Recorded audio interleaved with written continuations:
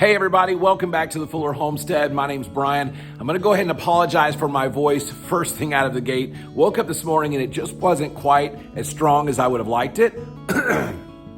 Excuse me.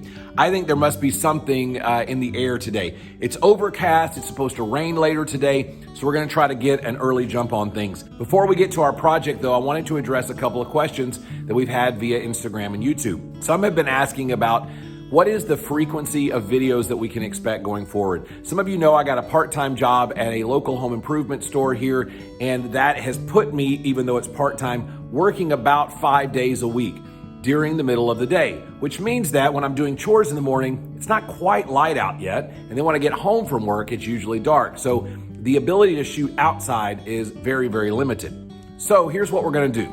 On the 2 days that I'm usually home where there's daylight, I'm going to try to shoot. That might end up being a 1 video a week. It might end up being a 2 video a week. It just kind of depends on family schedules and that kind of thing. So going forward, hopefully we can do at least 1 video per week. Now that we've answered that question, let's talk about today's project. So all of our laying hens are getting to the age where they should be laying eggs. And so it's time to get our nesting boxes set up for that. We have been allowing them to roost on the inside on these bars. That ends tonight. We're gonna flip those up so they no longer have access, because what they've been doing obviously is just sitting in the nesting boxes for sleeping and pooping all over everything, and that's not what we want. Down here, I did find 1 egg this morning. However, I'm not sure if that is from our chickens or if my wife put that out there just as a teaching aid for the hens. So I've sent her a text. We're gonna find out if that's ours or not. Here's what we're gonna do today. We're cleaning out all of this old straw and hay, which was here when we bought the house. We're going to make new bottoms for the inside because most of them are either this condition where they're not there anymore or they're just about to go.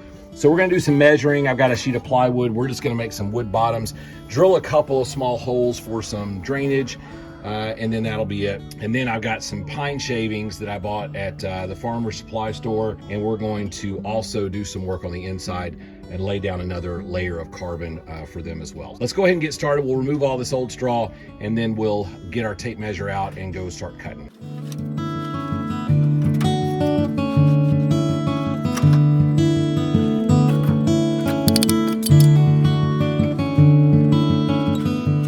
In case you just thought I was taking my hand and getting a bunch of poop out there, it's just dirt, so.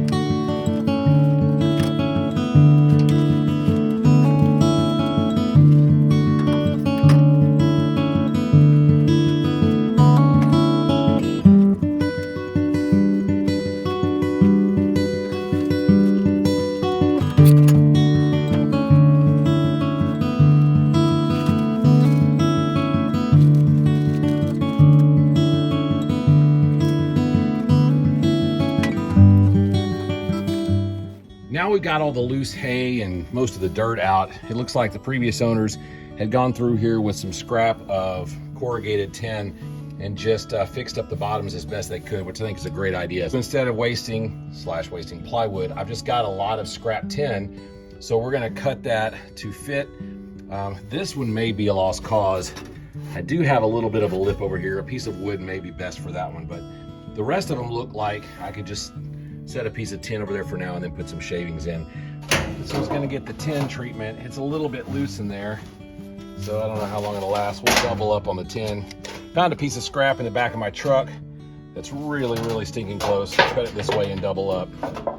So I don't have to worry about measuring it necessarily. We're just gonna trim it till it fits, and then we'll worry about this one. Cool, man. Pretty easy. We'll go on the inside of this rib right here.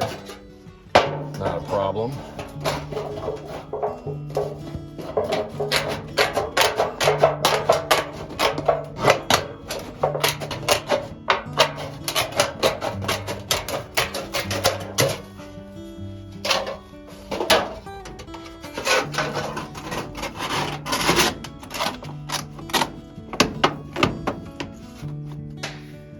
All right, I think that one will work. All right, so this is the only one we're gonna have to cut out the bottom for. I'm confident that this is a foot square, but we're gonna make sure.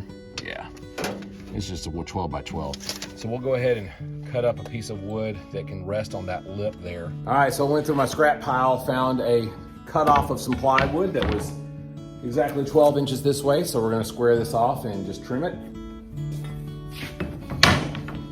All right, 12 by 12, but we'll go a little bit in from that. It's for chickens to lay on, not that big of a deal.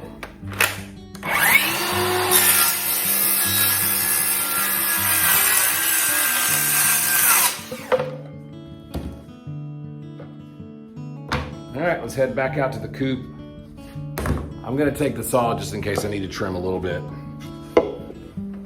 Let's see how this fits here.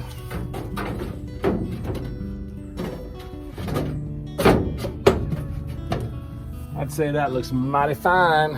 Here we are at the front of the coop. I've already gone ahead and taken the roosting bars and pulled them up, tied them off near the top, so we've got an easier area to work with.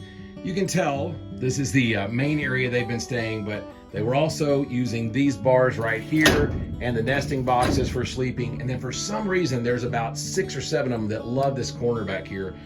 I'm just going to put a good layer of bedding in here, cover all that up, another layer of carbon, if you will. The temperatures have warmed up a little bit and will for the next few weeks, or next week rather. So I don't think I'm gonna put the metal on the front of the door quite yet. It's not that cold, but as soon as it does, we'll close that up and then we'll put a piece of wood up over that window. But right now I think they need their circulation more than anything. All right, so let me go ahead and fill the nesting boxes and then take the rest of the bedding and put in here.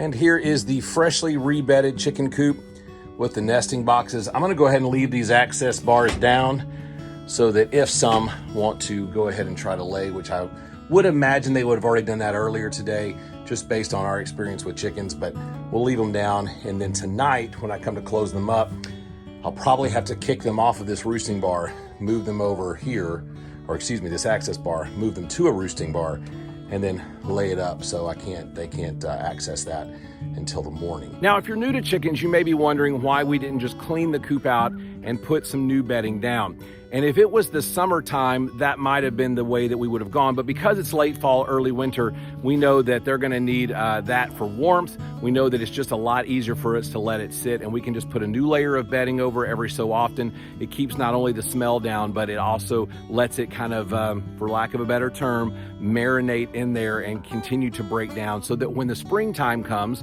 or late winter, we can pull all of that out as we're cleaning it, and we can use that in our garden. The chickens are very curious about what we were just doing. Before we totally close out today's video, I wanted to give you an update on our pigs. Here they are at 13 weeks old. They are doing great. They are loving life in their little paddock here. This is still the paddock that you saw us move them to, this 67 by 67. They've been in there for about a week and a half now, and still doing great.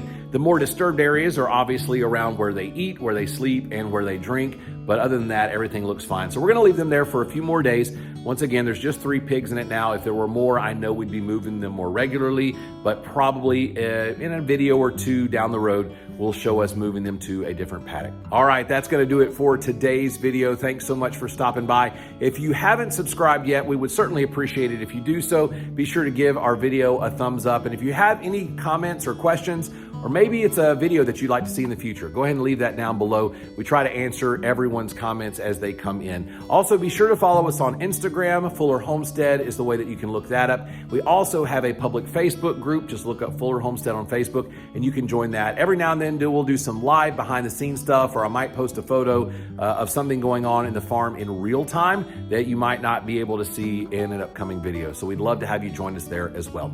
Thanks for joining us. Thanks for watching. Have a great day.